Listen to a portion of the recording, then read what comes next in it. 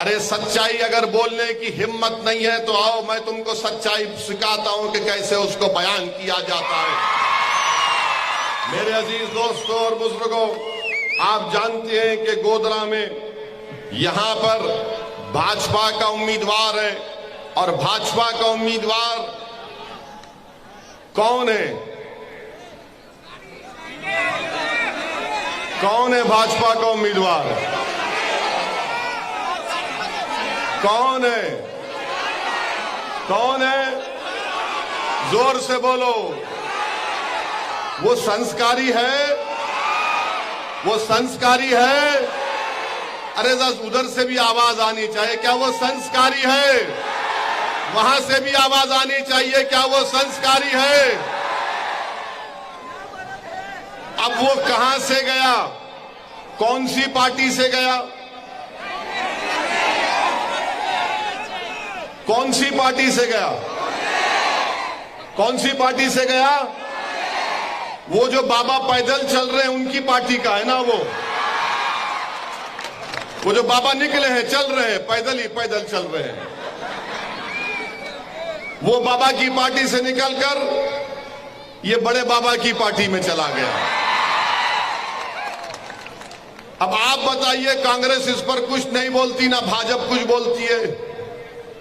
मैं आपसे अपील करने आया हूं कि यहां पर गोधरा में क्यों नहीं नरेंद्र मोदी खुद आकर गोधरा में ये फाटक को क्यों नहीं खोल देते, रेलवे ब्रिज की। मोदी जी आइए ना, मैं साथ में ठहरता हूं आपके। मोदी जी कहते हैं कि विकास के नाम पर हम वोट ले रहे हैं। मोदी जी कभी गोधरा की भी तो फिक्र करिए। कब तक मोदी जी गोधरा की आवाम को तकलीफ पहुंचाएंगे? यहां पर अंडरग्राउंड रेलवे अंडर ब्रिज नहीं खोला जाता, यहां पर अंडरग्राउंड ड्रेनेज का पानी उसको निकालने का इंतजाम नहीं किया जाता। अरे शहर की फाटक तो खोलो मोदी जी, आपका दिल अगर बड़ा है तो खोलो गोधरा की शहर की फाटक को। इस पर कोई जवाब नहीं देंगे। विकास के नाम पर आप कहते हैं कि हमने बहुत किया, मगर मेरे अजीज दोस्तों और बुजुर्गों, यही जो आज भाजपा का कैंडिडेट है उसने क्या किया? जहां जहां अल्पसंख्यक समाज के इलाके हैं वहां पर कोई डेवलपमेंट का काम नहीं होता, अगर होता है तो ताखीर से होता है। हाँ, मैं दोबारा आपके दरमियान में खड़े होकर इस बात का वादा कर रहा हूं कि कब्रिस्तान की रोड बनेगी इंशाअल्लाह ताला, जल्द से जल्द बनेगी। और ये लोग जो रोकने की कोशिश कर रहे हैं उनसे भी कह रहे हैं कि भाई साहब बाज आ जाओ, वरना मुझे यहाँ पर आकर ठहर कर गोधरा में धरना देकर काम कराना पड़ेगा, तो फिर जिम्मेदारी तुम्हारी होगी, मेरी नहीं होगी। मैं हनीफ को बोल चुका, हाजी हनीफ को। और फिर गोधरा शहर के कई रास्ते 2 साल से मंजूर हो गए मगर अभी भी नहीं शुरू किए जाते। मोदी जी ये कौन सा विकास है आपका? और फिर गोधरा के बल्दिया के सफाई के कामदारों की 6 महीने की तनख्वाह बाकी है। प्रधानमंत्री जी, क्या ये स्वच्छ भारत है? देश के प्रधानमंत्री के जो सफाई कर रहे हैं उनको तनख्वाह नहीं, तो आपने कौन सा गुजरात बनाया? प्रधानमंत्री बोलते कि मैंने गुजरात बनाया। और आप जानते हैं कि गोधरा की बल्दिया में भाजपा, गुजरात में भाजपा, दिल्ली में भाजपा, उसके बावजूद भी यहां पर काम नहीं होता। तो कोई विकास गोधरा में इसलिए नहीं होता क्योंकि नफरत करते हैं गोधरा में रहने वालों से, नफरत करते हैं। कांग्रेस बोलती है कि ओवैसी की वजह से। मैं कांग्रेसियों को बोलना चाह रहा हूं कि नफरत की बुनियाद पर गोधरा में नाइंसाफी की जा रही है। इसलिए नफरत की जा रही है कि यहां पर अल्पसंख्यक समाज के मुसलमान रहते हैं, यहां पर दलित और आदिवासी रहते हैं, इसलिए भाजपा नफरत करती है। मेरे अजीज दोस्तों और बुजुर्गों, आप ये भी जानते हैं कि मैंने आपके सामने ये भी कहा कि प्रधानमंत्री ने कहा नल से जल, मोदी जी ने कहा नल से जल। मगर 30 साल के बाद भी नर्मदा नहर का फायदा हमको मैसर नहीं होता। प्रधानमंत्री को बताना पड़ेगा कि नल से जल कहां गया, वो उसका जिक्र नहीं करते। और फिर गोधरा के करीब रामपुर नामी एक गांव है, इस गांव में प्रधानमंत्री बिजली नहीं है। 27 साल से बिजली नहीं आई, 27 साल से भाजपा सत्ता में है, इख्तिदार पर है, और इसके बावजूद भी बीजेपी लंबी लंबी गुफ्तगू करती है। और दूसरा सवाल मीडिया के लोगों ने पूछा कि आसाम के मुख्यमंत्री गुजरात आए हुए हैं और आकर उन्होंने अपने एक भाषण में ये कहा कि किसी एक लड़के का नाम लिया, उसका नाम क्या था जिसने, हाँ, आफताब, वो दिल्ली का कोई आफताब है, वो किसी एक लड़की के साथ रहता था बगैर शादी करे। उसने उस लड़की का कत्ल कर दिया बेदर्दी से, और हमने उसकी मजम्मत की, सबने मजम्मत की। मगर आसाम के चीफ मिनिस्टर गुजरात को आकर कहती है ये लव जिहाद का मसला है। अरे एक खातून पर, एक महिला पर जुल्म होता है, उसका कत्ल कर दिया जाता बेदर्दी से, और आसाम के मुख्यमंत्री आकर कहते हैं लव जिहाद का किस्सा है। ये कहां से इसमें जिहाद आ गया? आसाम के मुख्यमंत्री, क्या आप दिन रात खाली जिहाद आपके आंख और दिमाग में घूमता है?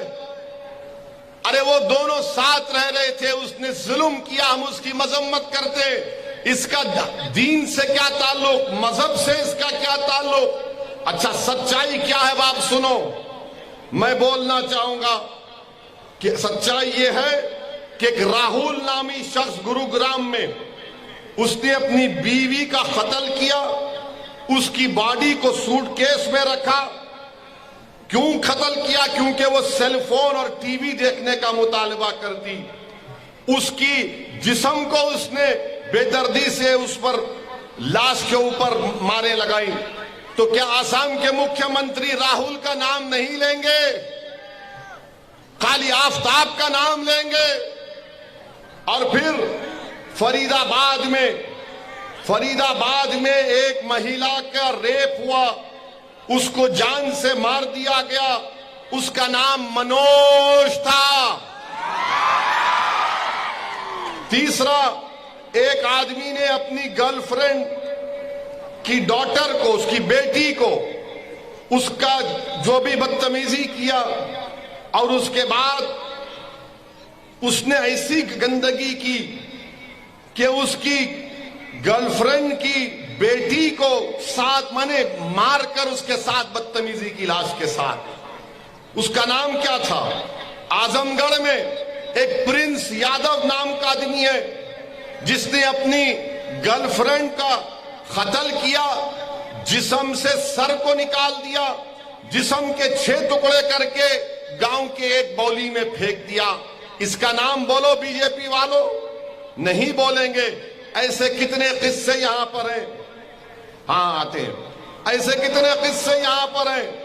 अच्छा, फिर एक मुन्ना शर्मा है बिहार के, बीवी को इसलिए कत्ल किया क्योंकि बीवी ने मसाज करने से इनकार कर दिया। एक बबलू अमित गंभीर है, 11 साल की बच्ची को गाजियाबाद में मार दिया। इनका नाम बोलो, नहीं बोलेंगे। मेरे अजीज दोस्तों और बुजुर्गों, भाजपा को इनको खाली आफताब का नाम याद आ रहा है, इतने नाम मैं गिनाऊं। अच्छा, हमारे टीवी वाले जो कई दिन से खाली आफताब बोल रहे हैं, प्रिंस यादव का भी तो नाम बोलो। अरे कितनी नफरत दिखाओगे तुम? एक महिला पर, एक खातून पर जुल्म होता है, इसलिए होता है कि मर्दों में जो बीमारी है औरतों पर जुल्म करने की, इसीलिए औरतों पर जुल्म करते हैं। आप उनकी बीमारी को ठीक करो। औरत पर जुल्म जो करते हैं, उनको अगर मजहब का चश्मा लगाकर देखा जाएगा तो ये बड़ी नाइंसाफी होगी।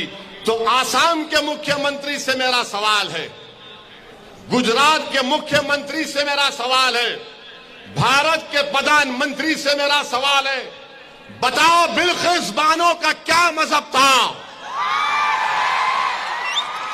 बिल्किस बानो को रेप करने वालों को मोदी जी आपने क्यों छोड़ा? बिल्किस बानो 6 महीने की प्रेग्नेंट थी, मोदी जी आपने उन जालिमों को क्यों छोड़ा? बिल्किस बानो की 3 साल की बेटी का कत्ल किया मां के सामने, भारत के प्रधानमंत्री बोलो तुमने क्यों छोड़ा? बिल्किस बानो के साथ उसकी मां का रेप हुआ, कत्ल किया गया, उसके परिवार के 11 लोगों की हत्या की गई, बोलो मोदी जी आपने क्यों छोड़ा? आपने इन जालिमों को क्यों छोड़ा? बोलो असम के मुख्यमंत्री, बिल्किस बानो का नाम तुम्हारी जबान पर नहीं आता। अरे सबसे बड़े इंसानियत के दुश्मनी करने वाले आप लोग हैं कि बिल्किस बानो के कातिल, बिल्किस बानो की बेटी के कातिलों को देश के प्रधानमंत्री छोड़ते हैं। मोदी जी, ये सबका साथ, सबका विकास, सबका विश्वास नहीं, ये तो धोखा है गरीबों से, ये जुल्म है भारत की महिलाओं से, ये जुल्म है उन मासूम बच्चों से जिन्होंने अपनी मां और बाप को खोया। मेरे अजीज दोस्तों और बुजुर्गों, ये सच्चाई है। क्या भाजपा बिल्किस बानो के ऊपर बोलेगी? नहीं बोलेगी। और आज जो गोधरा से भाजपा का उम्मीदवार है, वो बिल्किस बानो का रेप करने वालों को मैं आपके सामने कह रहा हूं, तस्वुर की दुनिया में लेकर जा रहा हूं। थोड़ी देर के लिए सोचो कि बिल्किस तुम्हारी बहन थी, बिल्किस तुम्हारी बेटी थी, बिल्किस तुम्हारी रिश्तेदार थी, बिल्किस तुम्हारी भतीजी या भांजी थी, 6 महीने की प्रेग्नेंट थी, उसका रेप किए, 3 साल की बेटी का कत्ल किए, उसकी मां का रेप किए, और अगर कोई जुल्म करके उसको छोड़ देता है तो आपके दिल पर क्या गुजरती, आप सोचो मेरे अजीज दोस्तों और बुजुर्गों, क्या गुजरती होगी आप पर, मुझ पर। देश के प्रधानमंत्री, क्या आपको तकलीफ नहीं हुई? आप तो गुजरात के मुख्यमंत्री थे जब बिल्किस बानो से यह हुआ था। हम तो समझ रहे थे कि आप शायद बदल गए हैं, मगर आप नहीं बदले, आप वही हैं और वही रहेंगे, हम जानते हैं। मेरे अजीज दोस्तों और बुजुर्गों, आप देखते हैं कि नरोडा पाटिया में 90 से जायद लोगों को कत्ल कर दिया जाता, उसमें मुलजिम को सजा होती है, वो कोर्ट से बेल लेकर रिहा होता है और वो बीजेपी के लिए इलेक्शन में काम करता है और कहता है कि मैंने 90 लोगों का कत्ल किया, मुसलमानों का, मुझे लाइफ की सजा दी गई और आज मैं बेल से निकलकर, जेल से निकलकर मैं मोदी जी के लिए वोट का मुतालबा कर रहा हूं। वाह मोदी जी, आपकी क्या मोहब्बत है ऐसे किरदार के लोगों से, आप बताइए। और फिर आप देखते हैं कि बीजेपी कहती है कि यूनिफॉर्म सिविल कोड बनाएंगे। यूनिफॉर्म सिविल कोड गुजरात में अगर बनता है या कानून लाता है, अपने दिल पर हाथ रखकर गोधरा की जनता, गुजरात की जनता से कहना चाह रहा हूं कि अगर गुजरात की विधानसभा में यूनिफॉर्म सिविल कोड, यकसा सिविल कोड का कानून लाया जाएगा, तो क्या आप कांग्रेसियों पर भरोसा कर सकते हैं कि वो उसके खिलाफ बोलेंगे? क्या आप यकीन कर सकते हैं कि कांग्रेस उसके खिलाफ बोलेगी? पूछो कांग्रेसियों से कि गुजरात में यकसा सिविल कोड के ऊपर तुम्हारा क्या राय है, तो कुछ नहीं बोलेंगे, कुछ नहीं बोलेंगे। हां, अगर यहां से मजलिस इत्तेहादुल मुस्लिमीन का हमारा मुफ्ती हसन शब्बीर कामयाब होगा तो यकसा सिविल कोड का कानून अगर लाया जाएगा, हमारे कानून में मदाखलत होगी, तो कम से कम एक दीवाना खड़ा होगा मुफ्ती और कहेगा कि तुम्हारे कानून को नहीं मानते। जिस तरह मेरा एमपी ओवैसी पार्लियामेंट में CAA के कानून को फाड़ दिया, मैं इस कानून को फाड़ता हूं, UCC के कानून को।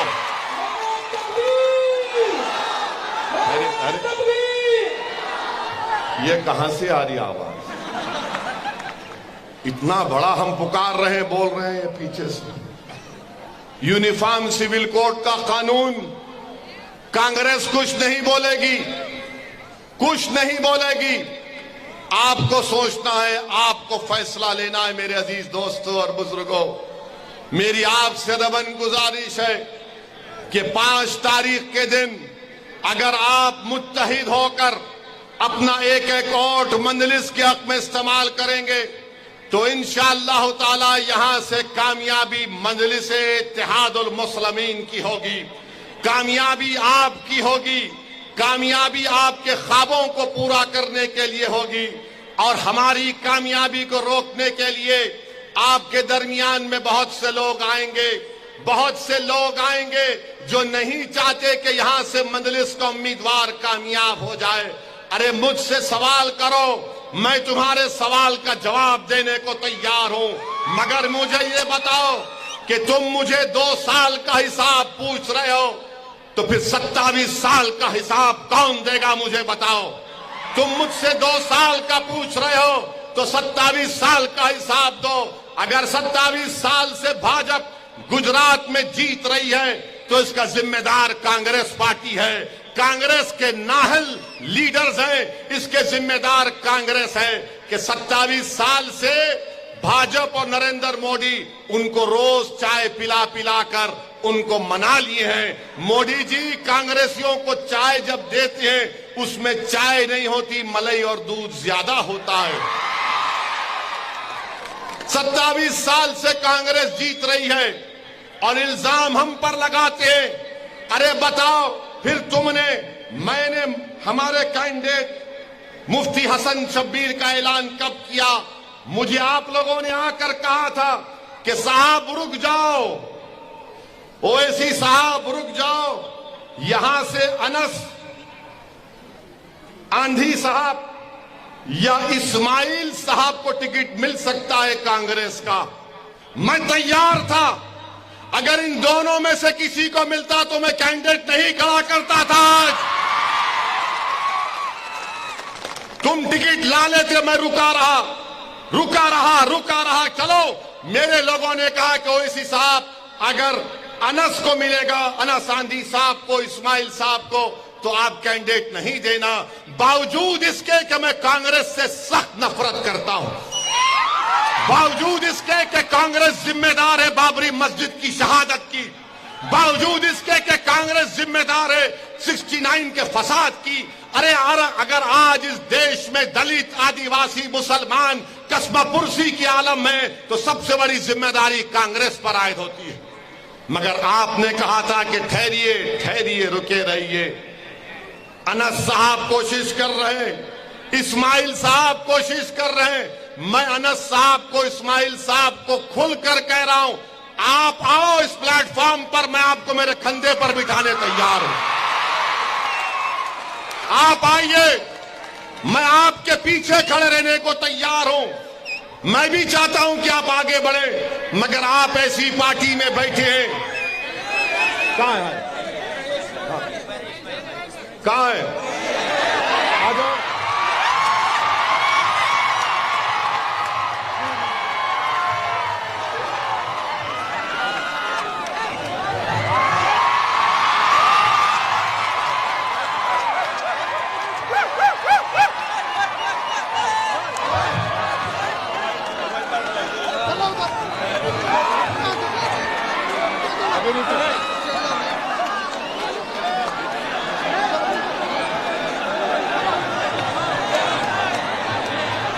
मेरे अजीज दोस्तों और बुजुर्गों, मैं तो जानता भी नहीं इनको।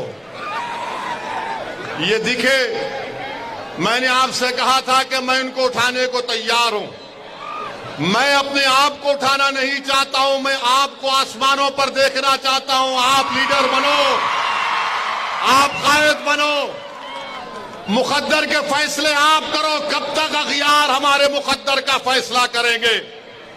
कब तक जिनका हमसे कोई ताल्लुक नहीं है वो हमारे जिंदगियों का फैसला करेंगे? मेरे अजीज दोस्तों, मेरी इज्जतदार मां और बहनों, कब तक हम कांग्रेस के पास जाकर भीख मांगेंगे कि हमको लीडर बनाओ? अरे आप आओ, ये आपकी पार्टी है। मंजलिस आपके ख्वाबों को पूरा करेगी, मंजलिस आपसे इंसाफ के लिए लड़ना चाहती है। इसीलिए मेरे अजीज दोस्तों और बुजुर्गों, हम आपसे अपील कर रहे हैं कि अपने वोट का सही इस्तेमाल करो। हां, कांग्रेस है, दिल्ली की छोटी रिचार्ज की पार्टी भी है और भाजपा भी है। तो दिल्ली की जो छोटी रिचार्ज है वो हमारे बच्चों के हाथ में झाड़ू देना चाहती है। कांग्रेस हमारे बच्चों के हाथ को खाली रखना चाहती है और बीजेपी हमारे हाथ से हाथ मिलाना नहीं चाहती। बीजेपी के बातें बहुत हैं, मगर एक भी अल्पसंख्यक समाज को टिकट नहीं दिया। मंजलिस आपसे वादा कर रही है, आपके बच्चों के मुस्तकबिल के लिए हम लड़ते आए और लड़ते रहेंगे। उर्दू स्कूल बंद हो गए और हम हैदराबाद में अपनी पार्टी की तरफ से शहर हैदराबाद के जितने उर्दू स्कूल हैं, हमने 2005 से अब तक करीब 15-20 लाख बच्चों को, उनमें अब तक हमने 7 करोड़ रुपए खर्चा किए। आप एक बार मौका दो, यहां से मुत्तहिद हो जाओ, यहां से अपने एमएलए को कामयाब करो। मैं आपसे वादा कर रहा हूं कि इंशाअल्लाह ताला अल्लाह जो कुछ मुझे दिया है, मैं यहां आपके पास बैठकर आपसे बात करके पूरी कोशिश करूंगा। याद रखो, गुजरात की विधानसभा में अगर आपके वोटों से, आपकी दुआओं से, आपकी मेहनत से मंजलिस का एमएलए जाएगा तो ये आपके इत्तेहाद की कामयाबी होगी, ये आपके सियासी शऊर की कामयाबी होगी। यही बात मैं आपको बार बार कह रहा हूं और आपसे भी कहना चाह रहा हूं कि जिसने बिलकिस के रेप करने वालों को संस्कारी कहा, तुम ओवैसी को पसंद नहीं करते, कोई बात नहीं, तुम ओवैसी से नफरत करते करो, मगर खुदा के लिए वो बिलकिस तो तुम्हारी बेटी, हमारी बहन भी है ना। जिसने उसके रेप करने वालों को, उसकी इज्जत लूटने वालों को संस्कारी कहा, तो क्या आप में गीरत जागेगी या नहीं जागेगी? क्या आप में हमियत जागेगी या नहीं जागेगी? तो जमहूरी तरीके से बताओ कि गीरत भी जिंदा है, हमियत भी जिंदा है और हम ऐसे लोगों को कभी नहीं भूलते। जमहूरियत आपको दावत दे रही है कि अपने पसंद के उम्मीदवारों को कामयाब किया जाए। मैं गोधरा की जनता से अपील कर रहा हूं, चाहे मुसलमान हो, दलित हो, हमारे हिंदू भाई हो, आदिवासी भाई हो, बताओ गोधरा में क्या काम हुआ? आपने कई मर्तबा सबको मौका दिया, एक मर्तबा यहां से मंजलिस के उम्मीदवार को आप कामयाब करके देखो। आपने सबको आजमा लिया, अरे 5 साल के लिए मंजलिस को आपकी खिदमत करने का मौका दीजिए। मैं आपको बता रहा हूं कि ड्रेनेज का मसला है गोधरा में। मेरे पार्लियामेंट के कॉन्स्टिट्यूंसी में कारवान एक इलाका है, वहां पर मैंने 290 करोड़ की ड्रेनेज का काम 4 महीने पहले शुरू करवाया। आप करवा सकते हैं, लड़ने की जरूरत है, बोलने की जरूरत है और काम करने का जज्बा होना चाहिए, खिदमत करने का जज्बा होना चाहिए। मैं बुजुर्गों से अपील कर रहा हूं, मां और बहनों से अपील कर रहा हूं कि अभी तो जिद्दोजहद शुरू हुई है, आप अभी से नतीजे पर मत आइए खुदा के लिए। अभी तो ये जमहूरियत की जंग शुरू हुई है, आप जंग को खत्म होने दीजिए। आप सालों सालों कांग्रेस का साथ दिए। मैं एक जज्बा लेकर आया हूं, मैं एक ख्वाब लेकर आया हूं और रब्ब करीम जानता है कि मैं अपनी अनानियत के लिए कभी नहीं आया, ना कभी आऊंगा। मेरा ख्वाब एक ही है कि जब ये नाइंसाफी को देखता हूं तो खून के आंसू निकलते हैं, मेरा जिस्म का रोंगटा रोंगटा खड़े हो जाता है कि कैसे इंसानों से इस तरह का बर्ताव किया जाता है। या तो आप घर में बैठकर रोएं या फिर 5 तारीख को निकलकर पूरे एतमाद के साथ मंजलिस के पतंग के निशान पर वोट डालकर मंजलिस इत्तेहादुल मुस्लिमीन को आप कामयाब करिए। और मैं उन कांग्रेस के हमारे जिम्मेदारों से कहना चाह रहा हूं, अब छोड़ दो कांग्रेस पार्टी को। तो कांग्रेस पार्टी का कोई मुस्तकबिल नहीं है। कांग्रेस पार्टी डूबती हुई नैया है। अब आपको रहबरी करना है, अब आपको सरपरस्ती करना है, अब आपको लीडर बनना है, अब आपको क़यादत पर करना है। और ये नौजवानों से कह रहा हूं, मेरे नौजवानों, ये लड़ाई हम आपके लिए लड़ रहे हैं।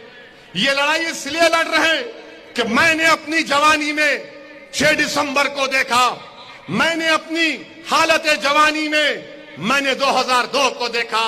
नौजवानों, हम नहीं चाहते कि जो बदनुमा चीजें हमने अपनी आंखों से देखी वो तुम्हारी जवानी में तुम देख पाओ।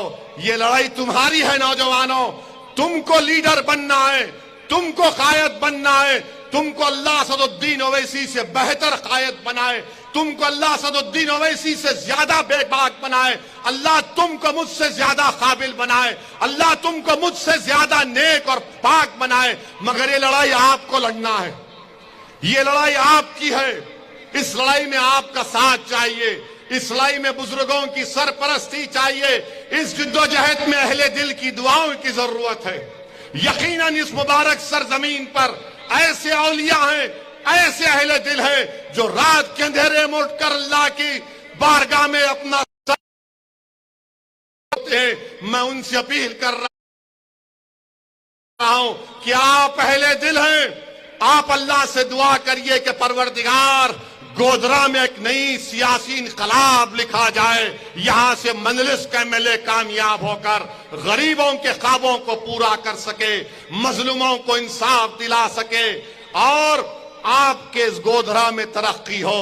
मेरे बुजुर्गों, मेरी इज्जतदार मां और बहनों, मेरी आपसे यही अपील है कि एक एक वोट को इस्तेमाल करिए। क्या आप लोग अपना वोट मंजलिस के हक में इस्तेमाल करेंगे? जरा हाथ उठाकर बताइए, दूर दूर तक हाथ उठाइए।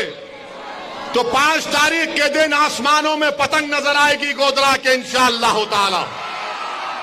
नौजवानों, पतंग कैसे इस्तेमाल करना आपको मालूम ना है कि डोर आपके हाथ में है, डोर आपके हाथ में होनी चाहिए।